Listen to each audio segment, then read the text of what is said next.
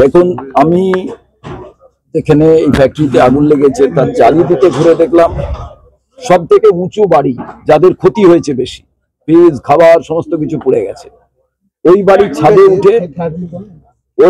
ছাদে উঠে ওই বাড়ির সমস্ত মানুষদের নিয়ে এবং ফায়ার ব্রিগেডের যত অফিসাররা আছেন সেখানে ছিলেন, তাদের সঙ্গে তারা দেখালেন এখনো কিন্তু পেছনের দিকটায় আগুন জ্বলছে। ওনারা চেষ্টা করছেন নেভানোর জন্য। আমি ফায়ার ব্রিগেডের অফিসারদের আধিকারিক যারা আছেন তাদের জিজ্ঞেস করলাম যে আপনারা কি কন্ট্রোল করতে পেরেছেন, এবং আপনারা জল ছাড়া অন্য কেমিক্যাল নেভাবার জন্য যে ফর্ম ইউজ করা হয়, বিভিন্ন ধরনের যে নিউ টেকনোলজিকে ব্যবহার করা হয়, সেটা কি করছেন? ওনারা তার সদুত্তর দেননি। এবং আমি মনে করি যে কালকের এই ঘটনার পর ইমিডিয়েটলি পাশাপাশি বাড়ির যে ক্ষতি হয়েছে তাকে বন্ধ করার জন্য এই রকম একটা বড় আগুনকে নেভাবার ক্ষেত্রে কেউ কেউ বলছে আমরা যখন খবর দিয়েছি তার 2 ঘন্টা পরে ফায়ার ব্রিগেড এসছে, কেউ বলেছে না এটা হচ্ছে 45 মিনিট পরে এসছে। যাই এসে থাকুক না কেন, প্রচুর ক্ষতি হয়েছে। পাশাপাশি বাড়ি এবং পাশে খুব গরিব পাড়া আছে, তাদের সমস্ত গাছ গাছারি সমস্ত কিছু পুড়ে গেছে, সমস্ত কিছু নষ্ট হয়েছে। এইবার আমার প্রশ্ন এখানে যে ইমিডিয়েটলি প্রয়োজন হলে আর্মি কেন ডাকা হবে না?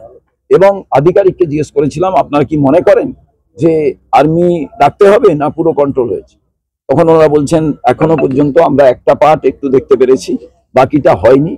এবার ওনাদের উচ্চপদস্থ আধিকারিক যিনি আছেন তিনি বিষয়টি বলবেন।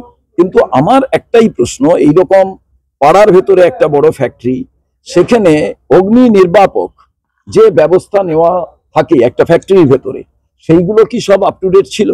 কারণ একের পর এক আগুন, আমি খিদিরপুর বাজারে গিয়ে সেই দেখেছি যে জল পাওয়া যাচ্ছে না, পাম্প কাজ করছে না, ফায়ার ব্রিগেডের গাড়িতে তেল শেষ হয়ে গেছে। তো এই যে একটা ব্যাপার সারা বাংলায় যে যৌতুগৃহে পরিণত হয়েছে, এই যৌতুগৃহ থেকে নিস্তার কিভাবে পাওয়া যাবে?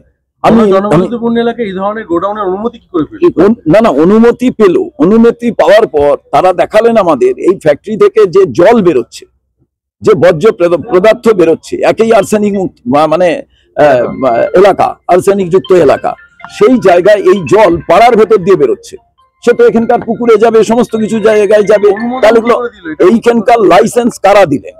এবার এই লাইসেন্স নবীকরণের ক্ষেত্রে তারা কি ভূমিকা পালন করেন? পলিউশন কন্ট্রোল বোর্ড বা পলিউশন ডিপার্টমেন্ট কি ভূমিকা তাদের ছিল? ফায়ারের যে ডিপার্টমেন্ট, এখানে পঞ্চায়েত আছে, সামনেই জেলা পরিষদের অফিস, ডিএম এর অফিস, এসপির অফিস। আপনি ভাবুন, বিধায়ক এখানকার আছেন, এবার এখানকার মেম্বার অফ পার্লামেন্ট আছেন, কালকে দেখলাম তিনি এসছেন। কিন্তু আমার প্রশ্ন, এই টোটালটা হচ্ছে শুধু একটা সিসিটিভি ক্যামেরা লাগিয়ে দিলে তো সার্ভেলেন্স বলে বিষয়টা হয় না। সার্ভেলেন্স মানে তার যে লাইসেন্স গুলো ইস্যু হচ্ছে সেগুলো আপ টু ডেট আছে কিনা, সেগুলো সঠিকভাবে কাজ করছে কিনা।